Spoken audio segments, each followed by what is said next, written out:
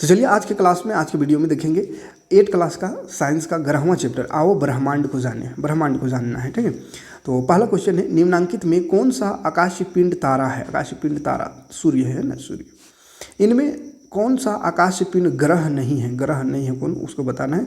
या इसी क्वेश्चन को कह सकता है, निम्न में कौन सूर्य का ग्रह नहीं है? तो मंगल, शनि, बुध ये सब ग्रह है, लेकिन सीरियस ये ग्रह नहीं है सूर्य का। ठीक है, तो सीरियस हो जाएगा, ये उपग्रह है।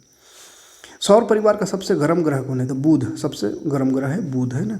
निम्नांकित में कौन सा बल सौर परिवार के सदस्यों को बांधे रखता है? तो गुरुत्वाकर्षण बल के कारण सौर परिवार के जितना भी सदस्य हो आपस में बंधा होता है ना, गुरुत्वाकर्षण बल, याद रखिएगा। हमारे सौर परिवार में कितने ग्रह है? तो 8 ग्रह है, 8 ग्रह है। ठीक हुआ। सौर परिवार का सबसे बड़ा ग्रह तो बृहस्पति है। बृहस्पति देखो 9 में सबसे लंबा है, तो बृहस्पति सबसे बड़ा ग्रह है। सौर परिवार का सबसे छोटा ग्रह बुध है ना, 2 अक्षर का बुध। ठीक बता रहे हैं, शनि का अक्षर कम है इसलिए छोटा, तो बुध है ना छोटा ग्रह, और गर्म ग्रह सबसे बुध। सौर परिवार का चमकीला ग्रह कौन है? तो शुक्र चमकीला है। ठीक है।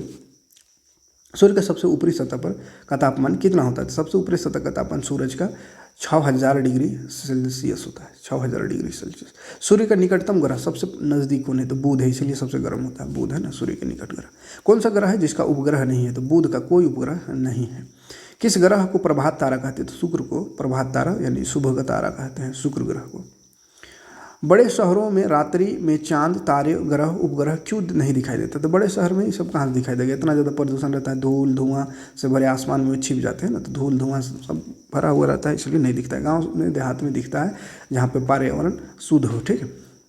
सबसे दूर ग्रह कौन है? तो सबसे दूर है नेपट्यून, है ना, नेपट्यून सबसे दूर ग्रह है। पृथ्वी का एक उपग्रह कौन है? तो पृथ्वी का उपग्रह चंद्रमा पृथ्वी का एक उपग्रह है। पृथ्वी का सबसे निकट का ग्रह कौन सा है? तो पृथ्वी का सबसे निकट शुक्र ग्रह है, इसलिए शुक्र दिखाई दे देता है ना, तारा जैसा। पृथ्वी का निकटतम तारा कौन है? तो सूर्य है, तारा एक तरह का, है ना। सूर्य से पृथ्वी की दूरी कितनी है? तो सूर्य से पृथ्वी का दूरी 8.3 प्रकाश वर्ष है, 8.3 प्रकाश वर्ष। फोबस क्या है? तो फोबस मंगल का उपग्रह है। ठीक है, मंगल ग्रह का एक उपग्रह है। निम्न में कौन प्राकृतिक उपग्रह है? प्राकृतिक उपग्रह यानी नेचुरल चंद्रमा है। ठीक है। अगला है, खगोलीय पिंडों की दूरी किस इकाई में मापा जाता है? तो प्रकाश वर्ष में मापा जाता है। इतना दूर है, उसको किलोमीटर से कौन नाप नहीं सकेगा, प्रकाश वर्ष में मापते हैं। ठीक है। किस ग्रह को पृथ्वी की बहन कहते हैं? बहन कौन है? वो शुक्र ग्रह को पृथ्वी को बहन कहते हैं। भाई कौन है? शुक्र है, बहन। बृहत सप्तर्षि है कौन है? तो ये तारामंडल है ना, तारामंडल बृहत सप्तर्षि। भारत का प्रथम कृत्रिम उपग्रह आर्यभट्ट था, है ना, आर्यभट्ट कृत्रिम उपग्रह भारत का पहला। किस ग्रह को लाल ग्रह कहते हैं? तो मंगल को लाल ग्रह कहते हैं, मंगल ग्रह को। किस ग्रह का पर सुंदर सुंदर वलय आकृतियां हैं? तो शनि ग्रह में सुंदर सुंदर गोल गोल आकृतियां हैं ना, शनि ग्रह में। निम्नांकित में से कौन सौर परिवार का सदस्य नहीं है? तो तारामंडल ये सौर परिवार का सदस्य नहीं है। बाकी क्षुद्र ग्रह, उपग्रह, धूमकेतु सब है, लेकिन तारामंडल ये अलग, तारा का ग्रह, ये परिवार का है सदस्य।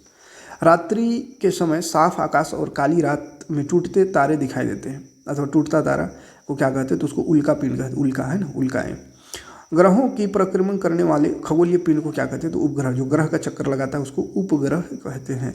मौसम की भविष्यवाणी, दूर संचार तथा सुदूर संवेदन का उपयोग किया जाता है, जिसके लिए कृत्रिम उपग्रह का उपयोग किया जाता है भविष्यवाणी करने के लिए, मौसम का, दूर संचार के लिए और सुदूर संवेदन के लिए, है ना। किसका उपयोग करते हैं? उपग्रह का, कृत्रिम उपग्रह। ठीक है, तो ये रहा इस चैप्टर का 30 क्वेश्चन, 30 को याद कर लीजिएगा। मिलते हैं नेक्स्ट वीडियो में, नेक्स्ट चैप्टर लेकर आएंगे और बाकी सब्जेक्ट भी लेकर आएंगे, है ना। चैनल में नए हो तो जुड़ जाइएगा और नए लोगों को जोड़ने का प्रयास करिएगा। चैनल वीडियो को ज़्यादा से ज़्यादा लोगों तक शेयर करके, ठीक है, ताकि लगातार क्लास ले पाए। Thanks for watching.